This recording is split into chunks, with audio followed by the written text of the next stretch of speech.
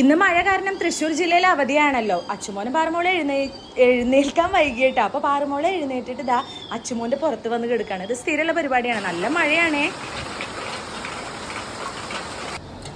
ഇനി ഇതാ പാല് കാച്ചിയെടുത്തു, മുട്ട പുഴുങ്ങിയെടുത്തു. അപ്പോൾ രാവിലേക്ക് ഇതൊക്കെ കഴിക്കാമെന്ന് വിചാരിച്ചു. അങ്ങനെ അവർ രണ്ടുപേരും ഒന്ന് വിളിച്ചിതൊക്കെ കൊടുക്കണം. അപ്പോൾ അച്ചുമോൻ എഴുന്നേറ്റ് ഇതേ നമ്മുടെ പൂച്ചക്കുട്ടികൾക്ക് പാല് കൊടുക്കുകയാണ് കേട്ടോ. സിറിഞ്ചിലാക്കിയിട്ട് ഇങ്ങനെ കൊടുക്കും. അങ്ങനെ അച്ചുമോ ഇരിക്കുമ്പോൾ അച്ചുമോൻ്റെ തലയിൽ ഇതാ ഒരു പുൽച്ചാടി വന്നിരിക്കുന്നു. അത് ഞാനൊന്ന് വീഡിയോ എടുത്തതാണ് കേട്ടോ. അപ്പോൾ പാറുമോൾക്ക് തലവേദന തുടങ്ങിയിട്ടുണ്ട്. അപ്പോൾ പാറുമോളൊന്ന് ആവി പിടിപ്പിക്കുകയാണ്. അപ്പോൾ ആവി പിടിക്കുമ്പോൾ ഞാൻ അടുത്ത് നിൽക്കുന്നുണ്ട് കേട്ടോ. അല്ലെങ്കിൽ എനിക്ക് പേടിയാണ്. ഇതാ കുറച്ച് കഴിഞ്ഞപ്പോൾ അച്ചുമോനും ഭയങ്കര തലവേദന.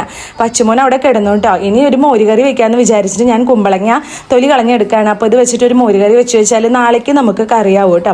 അപ്പോൾ കുമ്പളങ്ങ അങ്ങനെ ചെറുതാക്കി അരിഞ്ഞെടുത്ത് അത് കഴുകിയെടുത്ത് അതിലേക്ക് കുറച്ച് മഞ്ഞൾപ്പൊടി, മുളക് പൊടി, ഉപ്പൊക്കെ ചേർത്ത് വേവിച്ച് എടുക്കുക. അങ്ങനെ വേവിക്കാനായിട്ട് വെച്ചിട്ടുണ്ട്. അപ്പോഴേക്കും ഞാൻ തുണിയൊക്കെ കഴുകി വന്നു.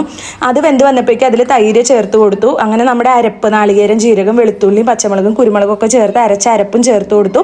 അങ്ങനെ നമ്മുടെ കറി റെഡി ആയിട്ടുണ്ട് കേട്ടോ. അപ്പോൾ ഇത് നാളേക്ക് നമുക്ക് കിട്ടും. അങ്ങനെ അത് തയ്യാറായി വന്നപ്പോൾ നമുക്കതിലേക്ക് കടുകും ഉലുവയും മുളകും വേപ്പിലും ഒക്കെ ഒന്ന് താളിച്ചൊഴിക്കാം. അങ്ങനെ അതൊക്കെ താളിച്ച് വരുമ്പോൾ നമ്മുടെ അടിപൊളി കറി തയ്യാറാണ് കേട്ടോ. അപ്പോൾ മോരുകറി എല്ലാവരും ഇങ്ങനെ ചെയ്ത് നോക്കുക.